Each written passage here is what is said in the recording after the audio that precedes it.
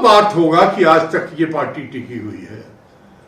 बहुत सारी पार्टियों को हमने बनते देखा और आज ढूंढे नहीं मिल रहे हैं। हिटलर भी चुनाव जीत के ही आया था। देखिए, अब कोई बहुत कंफ्यूजन है नहीं। हमने इमरजेंसी को भी देखा है और आज अगर तुलना कीजिए तो इमरजेंसी 5% नहीं था, 5% नहीं था, क्योंकि आज चौतरफा जितना भी डेमोक्रेटिक ऑर्गेनाइजेशन था, उस ऑर्गेनाइजेशन को कोई बर्बाद नहीं हुआ था इमरजेंसी में। आज सबसे बड़ा हमला जो हुआ वो हो गया पत्रकारिता पे, मीडिया पे, जो चौथा स्तंभ था। उसके बाद हमला जो हो गया वो जुडिशियरी पे हो गया। ब्यूरोक्रेसी को ठेहुना जो है घुटना टेका दिया। जितने संवैधानिक संस्थाएं थी उन सब पे कब्जा कर लिया। तो ऐसे में अगर देखा जाए तो तानाशाह और क्या करता है? यही तो करता है। पूंजीपति उसके दरवाजे अपना घुटना टेके हुए हैं और 10 पूंजीपति हैं वो पार्टनरशिप में आ गए कि उन्हीं के पैटर्नाइजेशन में, प्रधानमंत्री के पैटर्नाइजेशन में वो ग्रो कर रहे। देखिए, अडानी पे जो बहस है, ये कौन सा गुरु मंत्र ऐसा था जो 7-8 वर्ष में 2 लाख से लेकर के वो 22 लाख करोड़ का हो गया। दुनिया का सेकंड आदमी रिचेस्ट मैन हो गया। कौन सा? क्योंकि देश का सारा धरोहर जो है वो अडानी को बेच दिया लोगों ने, उन्हीं को हवाले कर दिया। और ये कोई फेयर डील में नहीं बिका है। सारा चीज उनके लिए कानून बदल के, उनके लिए बैंक जो है दरवाजे पे खड़ा है।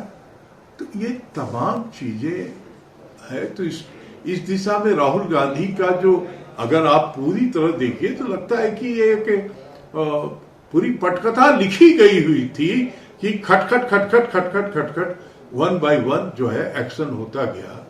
और आपने कहा कि अब मेंबरशिप गया, उनका घर खाली हो रहा। मतलब भारत में मान लिया जाए कि अघोषित डिक्टेटरशिप चल रहा है, क्या क्या वैसे लक्षण दिख रहे हैं डिक्टेटरशिप के जो होते हैं, जो कि लोकतंत्र होने के बावजूद भारत में दिख पा रहे हैं? देखिए, हिटलर भी चुनाव जीत के ही आया था। आपने उनका देखा है वो स्टेटमेंट और वो क्लिपिंग जो उन्होंने सीना ठोक करके जो वो पार्लियामेंट में भाषण कर रहे। ये प्रधानमंत्री का देश का आज तक कोई, वाजपेयी जी भी प्रधानमंत्री थे। तो प्रधानमंत्री सम्मान जीतता है ना, कि प्रधानमंत्री अपने डर से लोगों को अपने साथ रखता है। आज तो चौतरफा जितने भी संस्थाएं हैं, ईडी, सीबीआई, इनकम टैक्स, जितना भी तरह के हैं, और आपके वाणी की स्वतंत्रता खत्म हो गई। एक्सप्रेशन ऑफ जो है, आदमी कोई अपनी बात नहीं कर सकता है, कोई एक्सप्रेस नहीं कर सकता है। एक पोस्टर तो हम साट ही नहीं पा रहे हैं। आप देख रहे हैं कि दिल्ली में है, पोस्टर उखाड़ते चल रहे हैं और 100 200 लोग पर। आज तक पोस्टर साटने में मोदी बचाओ, देश बचाओ, मोदी भगाओ, ये पोस्टर जो है, ये तो हम लोग बचपन से ये सब नारा लगाते रहे।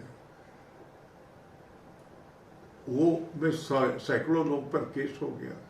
इसमें कौन सा गलत चीज है? अगर हम आपको समझते हैं कि आपसे हमारा देश सुरक्षित नहीं है, I have full right to express my view. तो ये सारे हैं। तो दिशा और दशा दोनों ही पूर्ण तानाशाही की ओर जा रहा है।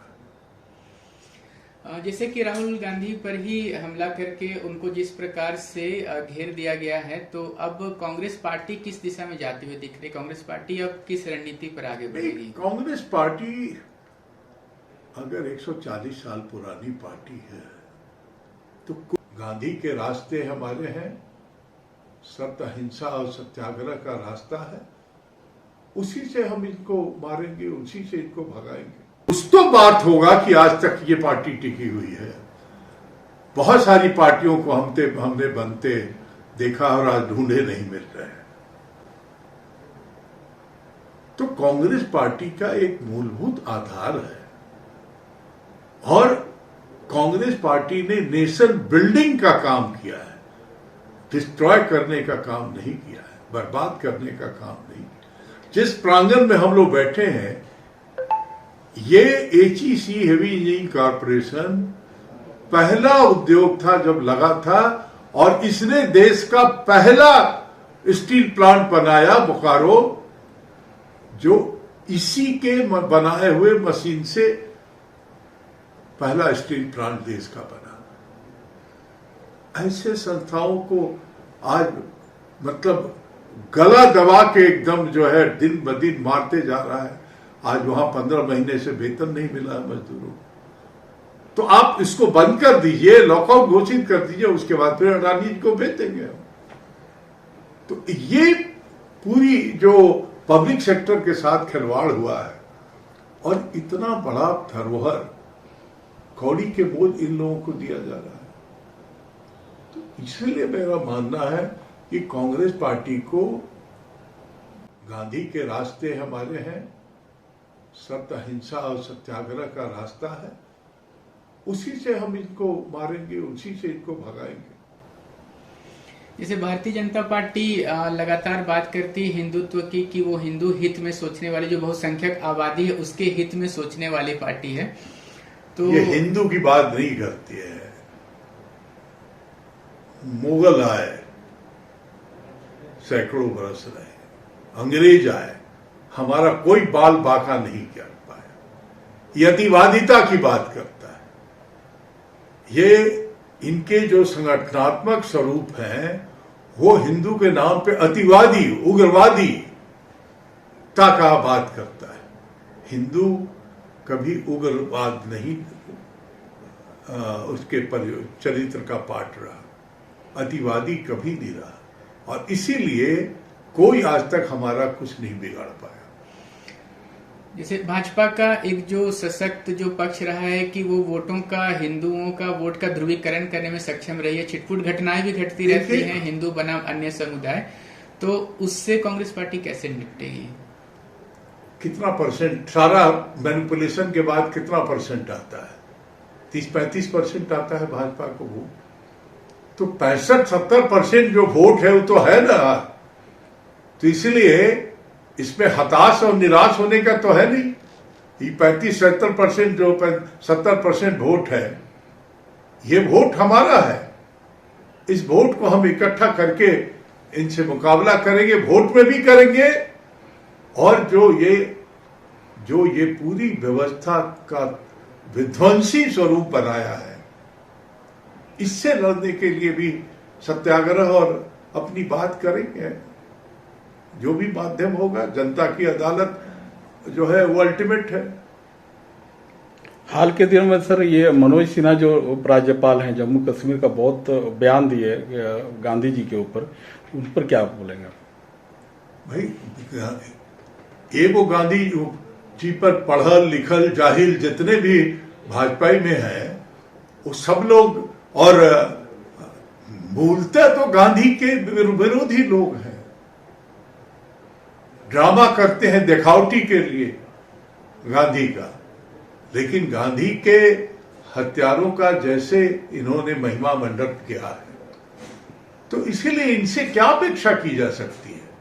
इनसे कोई दूसरा अपेक्षा नहीं। वो एक मध्य प्रदेश की क्या नाम है वो, प्रज्ञा, साध्वी क्या वो किस तरह की भाषा बोली? तो एक जाहिल और एक पढ़ा लिखा हुआ, क्योंकि वैचारिक तौर पे वो गांधी विरोधी है। ढोंग करते हैं क्योंकि देश और दुनिया गांधी को मानता है। क्यों आज यूनाइटेड नेशन में 2 अक्टूबर को पीस और प्रॉस्पेरिटी के लिए गांधी को याद किया जाता है? क्योंकि संवाद से ही समस्या का समाधान होगा, यह गांधी का मूल मंत्र था। इसलिए उसको याद किया जाता है, लेकिन इनको उसमें विश्वास नहीं है, इसलिए कोई नई बात नहीं है। सर, इंडियन एक्सप्रेस में हमारे झारखंड राज्य के सीएम का 64वां स्थान मिला है, उसमें क्या बोलेंगे?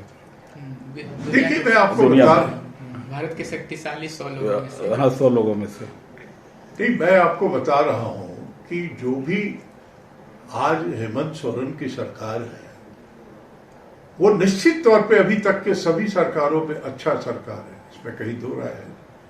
लेकिन हम 29वां स्तर पर राज में थे, आर्थिक सामाजिक तौर पर, तो हम कितनों बढ़ेंगे तो एक नंबर में तो नहीं बनेंगे, क्योंकि 22 साल जो 18 बरस जो है भाजपाइयों ने राज करके बर्बाद किया इसको। तो एक प्रयास है, और प्रयास में अगर लोग रिकॉग्नाइज करते हैं ये झारखंडी फ्लेवर की सरकार है।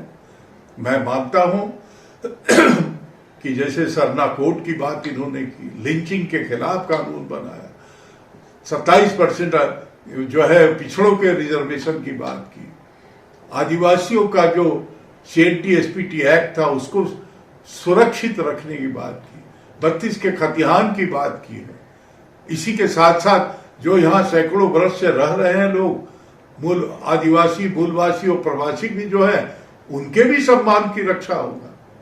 तो ये एक मूल रूप से जो है, अगर उसकी बात कोई करता है तो आज न कल उसकी पहचान बनेगी ही बनेगी। सर 60-40 का तो बहुत विरोध हो रहा है, चारों तरफ ये मूलवासी और आदिवासी विरोध कर रहे हैं। कोई विरोध है, समझदारी का भी है। जो लोग पहले समझते थे कि 32 का खतियान मिल गया तो वो क्या पा गए, ये आंदोलन का एक स्लोगन था, सम्मान था।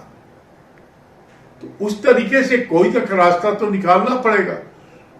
ये जो लोग समझदारी के अभाव में हैं, वो बेचारे, आंदोलन तो आजकल फ्री में है, कोई काम ही नहीं है, बेरोजगार है, तो अगर कोई अपनी बात उग्र होके कह रहा है तो कोई गलत नहीं कह रहा है। जैसे झारखंड में बाहरी वर्सेज यहाँ के जो स्थानीय है वो कोई वर्सेज नहीं है, कोई बाहरी और भीतरी वर्सेज नहीं है।